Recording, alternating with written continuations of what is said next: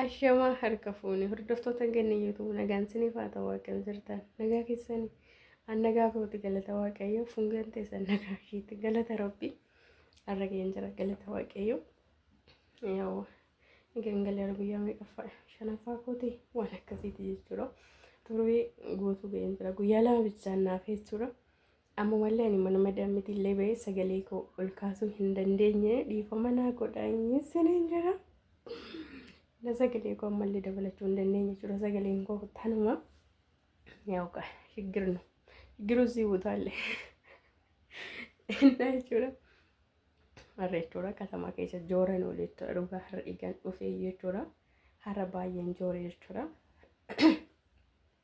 ምክንያቱም ጆረ ፍሌሰን ይታኔ ወልቾራ ወርዶፍቶ ዘኮ ነጋን አካስን ዝርተኔ ፈያ ከሰ ወር ቪዲዮስ ናላላ ዝርተኔ ገለቶማ ጉዳር ኮ ሲንገለት ይፈዳ eebbifamaa isinin jedha yaa'u samoonni duraa jechuudha dhugaa dubbachuudha baay'ee rakkachaan ture jechuudha waayifaa jechuudha dhugaa rabbi birrii meeqatti guute silkiin maal akka keessa nyaatu hin beeku waa jechuudha birrii yaalaa fixee dhugaa waaqan gubadhe kaleefaa jechuudha halkan ka'ee tanan viidiyoo gadi furee dhugaa rabbi jechuudha halkanoo naa hojjete jedhe jechuudha ganaa irra deebi'ee hidhee jechuudha maariin birrii deemshanitti bite deemshee yeroo lamatti maal akka keessa fudhatan beeku maaliin beektu yuutuubiidha waan ta'eefi Kinoma warroonni YouTube irratti waan tokko gadi furan jiru miti. Isaan yoo gadi furanii yoo silkee keessa seenu mul'icuma godhu kan namni kudhanoo seene bakka akkasumas yaala kaafate jechuudha. Inni baay'ee rakkadhee ture arramoo galata rabbii joora oolee dura gurraachi immoo manatti deebi'ee teelee deemee kan ji'a tokko jechuudha. Kan ji'a tokko jechuudha. 1,300 ina hidhadhee jechuudha. Amma sa'aatiin koo ቪዲዮ ግን አከበር ባይደተና ቀጥናት ተወላን ጉያት ጊዜ ኩዳ ነጭራ በቃ አከሰታን እንጂ ሄደ እንገሪ ይችላል ጋፍን እንተገላገለ ረብ ከለማ ይሮ ከና እናናራን ትረ ብሪ የታነ ቪዲዮ ገዲ ፍረን እንገሪ ዱጋ ከይ አልከን ሳዲ ኩዳኒ ምናምናት ቪዲዮን ገና ፍረም ይችላ ሰበብ ኢንተርኔትን ካን ከይ ይችላ አመነኒ ዳሞቱ ከሰ ከነ ያላ ፍዳቱን ቤጎቹ አሙ ሰኒስተ የገለ ተረቢ ሄደ እንጀራ ከንጂያ ተኮይ Anjaa tokkoon boodas immoo akkasuma godhamu achi ittiin gochuudha intiniidhaan jechuudha. Garbi baay'eetu kana maarsa birri nama fixas jechuudha. Innaas akkasitti joora oolee inni immoo jechuudha waan isin jechuu barbaadu jechuudha. Biyya kana keessatti maaliin beektu taaskii Yesus. Ani akka taaskii birriin siffituun jiru dhugaa waaqessin jedha. Taaskiin birri 10 minaamin sun hin jiru jechuudha. Birri 15 birri 20. Ikut shan beri didam bakal jechuudha. Inni bashii kan deemtu kanaaf dhugaa waaqa dubbachuudha. Taaskii dha bakka kan birrii irra caala kan sibitu taaskii kafaluudha dhugaa dubbachuudha. Garuu nuti gadi illee hin deemu gi yeroo jiraam jire yeroo bakka dhimma tokkoof yeroo deemtu waan tokko immoo bituudhaaf bakka maraxxee laaltee bittu jiraam jire isa san deemuudha birrii baay'ee siqunata dhugaa dubbachuudha. Taaskii ani nama mataayya birrii meeqa kafaleen fi dhugaa taaskii biddaadha jechuudha. Kana makiina bitadhaa wali qabdanii jiru. Kan akkanammoo akkanumatti kafala qaama gaafa qanii lolloon bitanna malee baashitiitti waan nan fayyadamne. Innaa jechuudha maaliif joora oolte nan jedhina dhugaa rabbi qofaan osoo na qabu osoo mataan na dhukku bakka viidiyoo yuutuubiin kiyya isaatiin jala akkaasaa bakka akkanuma godhii jabaadhaan godhachuun qaba jedheen joora oole. Deebisee immoo jechuudha deebiin koo buukiin koo dura namatti hangatee asiin ba'e jechuudha yeroo bahu jechuudha. Innaa abbicha mana yaalaa gatee jechuudha. Yoo lakkoofsa sammuudhaan nan qaba waan ta'eef baafachuudhaaf jedhe takka addisaa hojjedhu jechuudha. Bakki jalqaba baafattee deemee maal jedhu xaaxaa isaa wal argitanii maal innaa akkasuma tooyyuu ta'e immoo yoo mattaawaqaa siin jedhu mattaawaqaa ganaa mattaawaqaa baafachuudhaaf jechuudha.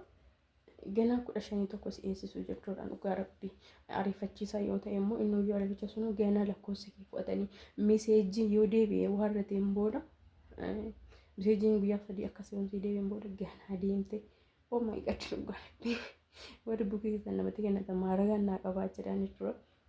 Anuka anna hamma tokko sirreeffadheen jira ammas immoo ganaadha dhugaa ganaan har'a footoo ka'ee ganaan kennee ganaan mattaawaqaa baafadhee Ena bakka baay'ee rakkisaan dhugaa rabbi jechuudha.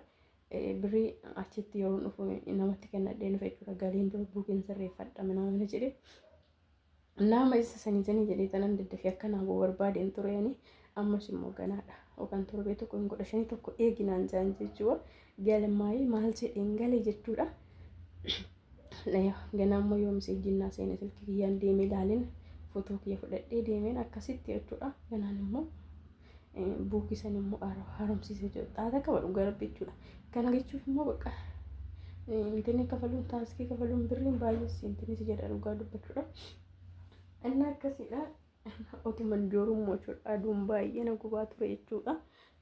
Inni achumatti bita jedheenyaa yaadee xilaa tana jechuudha. Gamtaa xila kana yoo meeqan bitame shaggaadha jechuudha. Achitti bita jedheen yaadee goddanyaan tiyya duraan dhibban jedha lama bira shanii fidadhee turte jechuudha. Goddanyaan tiyya wajjin hojjanu ani yeroo sanaan tuffadheenniisi yeroo gaduu hedduutti immoo gaafa nam bitadha yeroo cammartee jirti dhugaa hin bitu jedheen dhiise jechuudha. Hin bitu biyyumatti gaafa galeen bitadha jedheen dhiise. Akkuma san immoo har aduun na gubdee jennaan yoo ka yeroo tokko taaskirra buute hin deemtame tiire.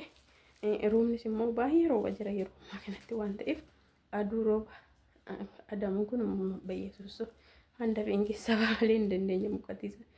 Ammatu qorra ammatu rooba qamin namatti hin galu jechuudha.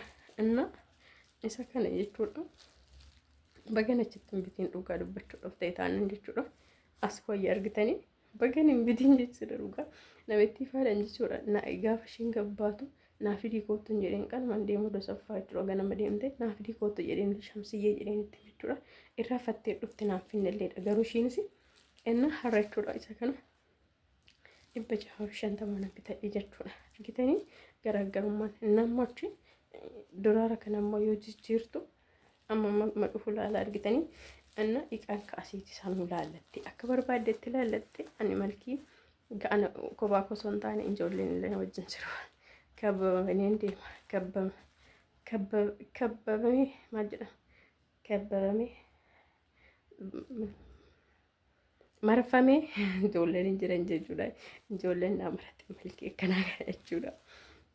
Warri niitii qabannummaa nuti iyyuu haadha mana keenya kan akkanaa kana binnee jiranii gazaan akkasitti kan fudhadhe jechuudha. Kanaaf meeshaan as wayya dhugaa rabbii dubbachuudha. Bagan bitiin jechuudha. Ishii kana bitee yoo eegana las dhufee dhugaa silkii bitee kana biteen alatti waan tokko baay'ee takka dhugaa waaqa shurraa bita kan binne hangam jechuudha. Garuu arrallee safara uffataan joora oole jechuudha. Safara uffata dubaraa naamina. Waan tokko natti hin urgaa. Mabeete maaliif jenna kan qabu iyyuu nagaa baraan dabarfatu jechuudha. Barittiin iyyuu akkasii ta'a. Gootichaa namni yeella birraa yaase guyyuma tokkoon akkuma as dhufee jechuudha. Beeka birriitti yemmuu ormaa ganama dura masqaliin namni ta'edhammoo jedhee hin gadabate gadattaane deemee irraa uffadheen bahee jechuudha. Qofaan akkasana godha kaakin waan argitan. Jinama keessa baasee waaqayyo wayyisuu somyoon deemu gara bimataan kee waan keessa boodu natti fakkaata maaramii jechuudha.